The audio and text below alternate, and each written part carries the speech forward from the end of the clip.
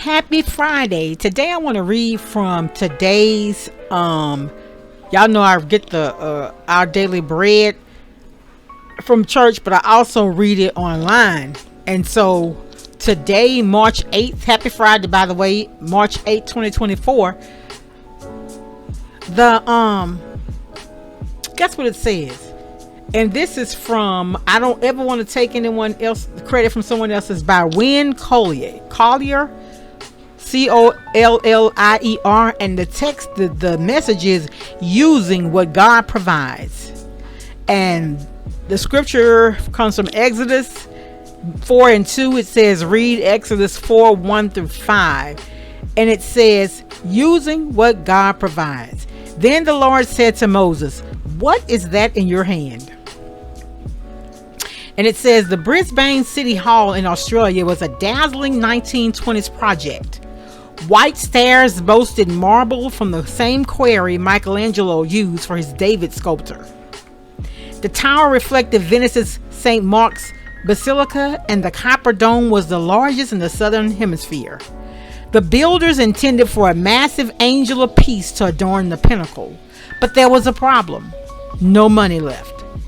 Plumber Fred Johnson came to the rescue. He used a toilet cistern, an old lamp post, and bits of scrap metal, to craft the iconic orb that's crowned the tower for nearly 100 years. Much like Fred Johnson and his use of what he had, we can join God's work with whatever we have, large or small. When he asked Moses to lead Israel out of Egypt, Moses balked.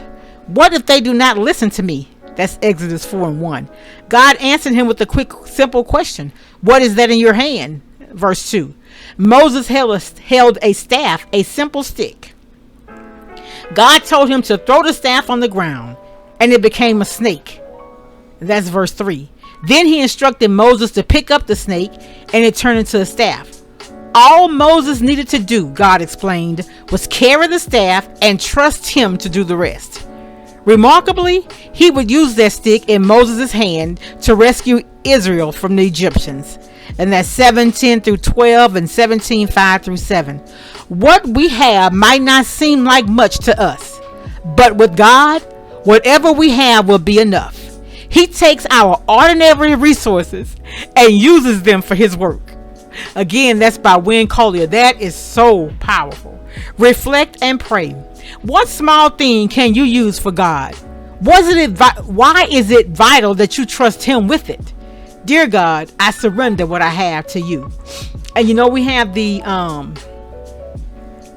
the reflect and pray was short today. But y'all, I thought about that, and I remember way back, my grandmother, my maternal grandmother, she was 77 when she died in 1983. And I remember that. Now, my mom and dad, I remember times that people would go to my grandmother, and she was living off a monthly check. But she was a tither. She was a Christian lady. She attended Sunday school. She was in Isaac and Rebecca, and she was giving, and she cooked, and she took care of grandkids. She took care of other people's kids, and she never lacked anything. Never lacked anything. And I look at that, and I sit back and I reflect, and I look at the people who are giving people, never lacked anything. And you look at some people, and every time you see them, they begging. And so in your begging, sit back and reflect and ask, what have you given? What have you taken from yourself to give? And I remember this lady, she was our finance,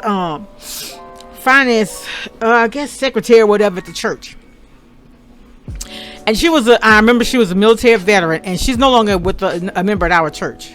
But this is what she said one time. She said that she could depend on the little senior citizens in the church every month to get, I think at that time, Social Security or whatever must have been like $700 and something, because she said they would tithe off the top of their Social Security checks that $77, and that first Sunday of the month would be one of the biggest I guess donation Sundays, because those people, and they gave,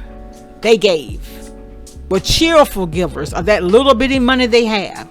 And I have learned, if you're expecting to give, you need to be also expecting to get.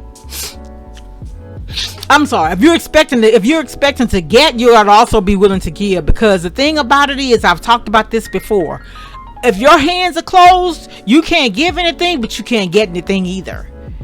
And it's not always money. Sometimes all you need is a conversation. Sometimes all you need is the right person to spread a word for you. You understand what I'm saying? And that's just how it goes. And I think sometimes people lose sight of that. It's always me, myself, and I. But sometimes, we got to step back out of self and see who else we can help, and hey, it just makes life. I'm telling y'all, that's where the peace that surpasses all understanding, it's there. And my thing is, y'all, I'm gonna be honest to you, I am not gonna give to somebody that's not working. I got a problem with that. If you can't work, if you're disabled, you're sick, you're going through cancer treatments or something like that, I see the need to help. But if you're just lazy and you want to sit back and just want people to give, no, that's not how it works. That's not. You have to work in order to get. You got to give. Give your time. Get a paycheck. All right. I just wanted to share that because that was a very good message today.